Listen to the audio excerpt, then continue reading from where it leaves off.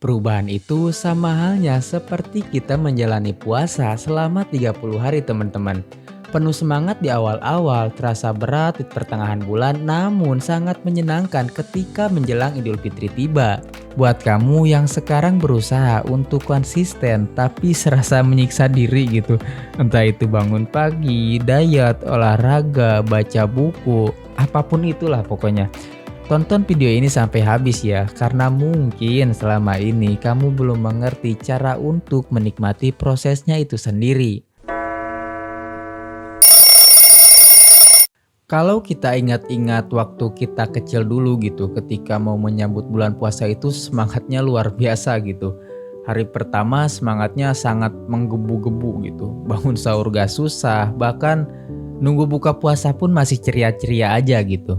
Tapi masuk deh tuh hari kelima sampai ke-20 gitu, rasanya mulai berat, bangun sahur jadi susah, bahkan nih ya suka ada aja yang kebablasan gak sahur.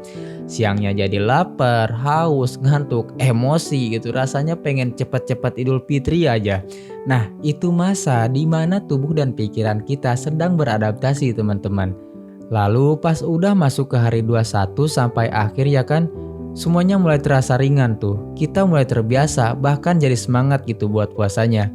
Dan lucunya nih ya, pas Idul Fitri tiba, pagi-pagi kita bisa makan, minum sesuka hati gitu. Tapi rasanya kayak aneh gitu. Kayak ada yang kurang aja gitu. Kadang-kadang kita refleks gitu suka mikir, bukannya gua puasa gitu. Tapi bentar, bukannya sekarang udah Idul Fitri gitu. Nah, dari situ kelihatan banget kalau kebiasaan baru setelah dijalani cukup lama bisa jadi bagian dari diri kita sendiri teman-teman. Saya gak akan bilang kalau suatu perubahan itu sangat mudah gitu untuk dilakukan. Akan saya katakan ya, kalau suatu perubahan itu sangat-sangat menyiksa di awal, berantakan di tengah-tengah, tapi sangat indah pada akhirnya. Seperti kita menjalani puasa selama 30 hari teman-teman. Nah, kenapa sih setiap perubahan baru itu selalu aja gitu terasa sulit di awal, kayak menyiksa gitu? Nah, sebenarnya itu hal yang normal banget gitu, karena pada dasarnya otak kita selalu gitu nyari zona nyaman. Makanya tiap kali kamu coba hal yang baru, tubuh kamu kayak langsung nolak gitu loh. Pengen bangun lebih pagi, tapi pas alarm bunyi bukannya bangun malah dimatiin dan lanjut tidur sampai siang gitu. Bukan karena kamu lemah, hanya saja karena otak kamu belum terbiasa gitu. Dan di titik itu wajar kalau kamu pengen balik lagi ke kebiasaan lama. Maka dari itu, untuk menjadikan suatu perubahan baru dengan konsisten setiap harinya, kita membutuhkan tekad yang sangat-sangat kuat teman-teman. Kita gak bisa tuh melakukannya dengan setengah hati gitu. Karena kalau tekadnya setengah-setengah, hasilnya juga akan setengah-setengah. Bahkan bisa jadi gak ada hasilnya sama sekali.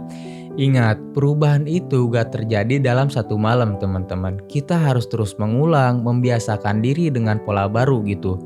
Dan proses itu membutuhkan waktu sampai berbulan-bulan, bahkan bertahun-tahun untuk menjadikan kebiasaan baru menjadi autopilot.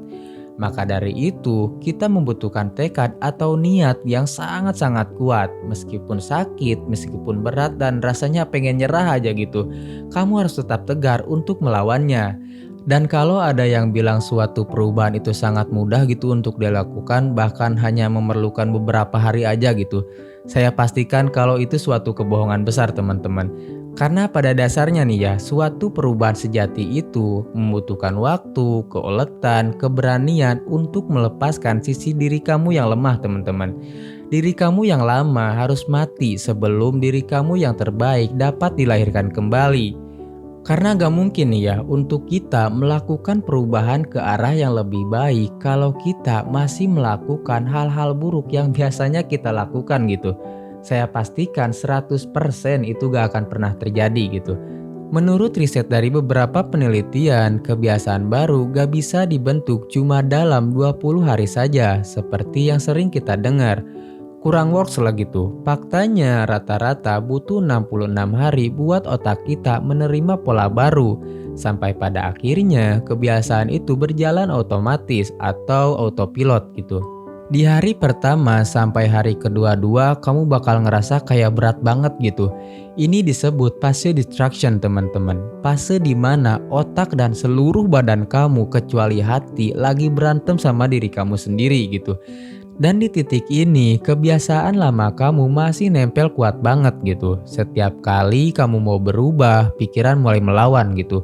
Otak kamu mulai bisik-bisik, kayak udahlah buat apa sih capek-capean kayak gini gitu. Mending rebahan, ngemil sambil Netflix-an gitu. Dan setiap hari kamu harus maksa diri untuk gak balik lagi ke zona nyaman gitu. Bangun pagi mulai terasa berat, motivasi mulai hilang, pikiran mulai kusut gitu. Kadang kamu ngerasa kalau semua ini sia-sia gitu. Kamu mulai ragu tuh, mulai nanya ke diri sendiri, bener gak sih gua bisa berubah gitu, worth it gak sih semua ini gitu. Tapi percaya deh teman-teman, ini bukan tanda kamu gagal, ini tanda kalau kamu sedang tumbuh menjadi pribadi yang lebih baik gitu. Rasa sakit yang kamu alami sekarang itu bukti kalau kamu lagi ninggalin versi lemah diri kamu. Dan itu gak pernah mudah teman-teman. Tapi justru disitulah proses perubahan yang sesungguhnya dimulai gitu. Tegarkan hati kamu, kuatkan tekad kamu, jangan berhenti di awal perubahan. Karena di balik rasa sakit ini ada versi terbaik dari diri kamu yang akan lahir. Masuk ke hari 23 sampai hari 44 gitu, ini disebut fase installation teman-teman. Fase paling sunyi dalam proses perubahan. Di fase ini tekad kamu akan mulai goyah tuh. Semangat kamu udah gak seheboh di awal-awal. Rasa excited yang awal-awalnya menyala banget sekarang akan mulai redup.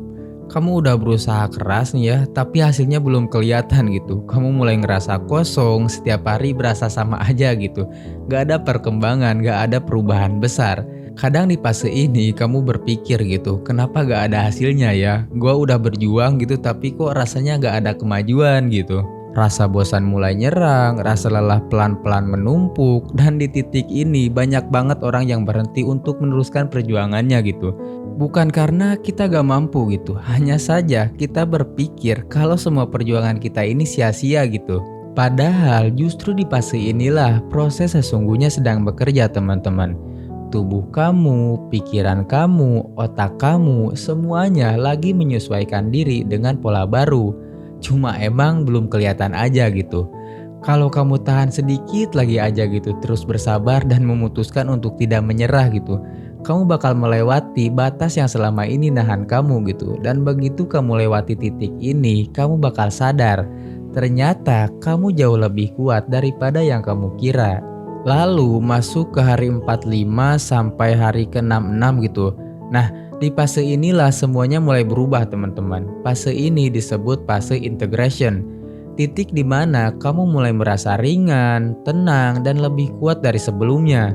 Kebiasaan baru kamu udah gak maksa lagi gitu kayak di awal-awal. Otak kamu mulai menerima pola baru gitu sebagai bagian dari diri kamu. Tubuh kamu udah hafal gitu ritmenya. Yang dulu kamu paksain, sekarang jalan dengan sendirinya gitu. Bangun pagi nggak lagi perang batin, olahraga bukan lagi beban tapi menjadi kebutuhan gitu. Kamu gak lagi nyari motivasi tuh, karena disiplin kamu udah ngambil itu semua gitu. Yang dulu berat banget gitu, sekarang mulai terasa alami gitu. Yang dulu cuma mimpi, sekarang udah jadi bagian dari diri kamu gitu. Dan di titik ini kamu akan sadar kalau semua rasa sakit, semua malam panjang, semua hari yang kamu anggap sia-sia, ternyata ngebentuk versi baru dari diri kamu gitu.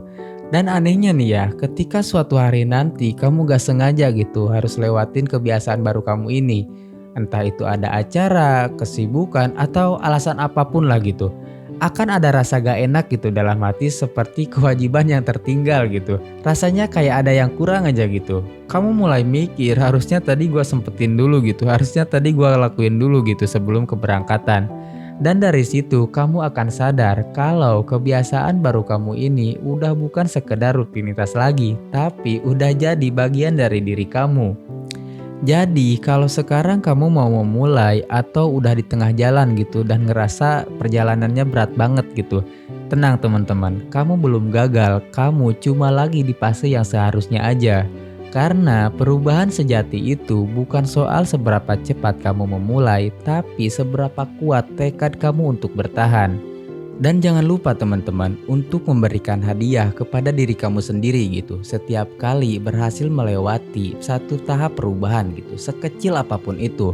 Semisal kamu berhasil lewati masa-masa sulit gitu dari hari pertama sampai hari kedua-dua gitu. Nah, kamu kasih tuh hadiah buat diri kamu gitu. Terus pas kamu berhasil bertahan sampai ke hari 44, rayain lagi sedikit keberhasilan itu. Dan begitu kamu sampai di hari 66, titik dimana kebiasaan baru udah mulai jadi bagian dari diri kamu. Kamu kasih lagi hadiah tuh buat diri kamu sebagai bentuk apresiasi gitu. Hadiahnya gak perlu mahal-mahal kok, cukup hal sederhana yang bikin kamu seneng gitu. Yang penting kamu ngasih sinyal gitu ke diri sendiri kalau semisal kamu udah berhasil gitu melewati satu fase lagi. Apresiasi sederhana seperti ini bisa kamu jadikan bahan bakar gitu untuk kamu terus melanjutkan perjuangan yang udah kamu mulai. Atau bahkan untuk menumbuhkan semangat dalam menciptakan perubahan-perubahan baru. Gua Husni El Mubarok, miliki pagimu.